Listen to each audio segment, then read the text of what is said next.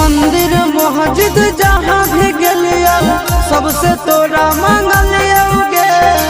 तोरा हम हंसलिया हरदम अपने भले कानलिया गे।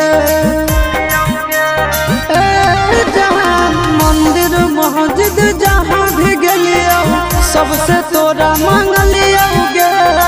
तोरा हम हंसलिया हरदम अपने भले कानलिया गे। तोर किस्मत खुलता तोर किस्मत खुलता जरता हमर भगिया गे।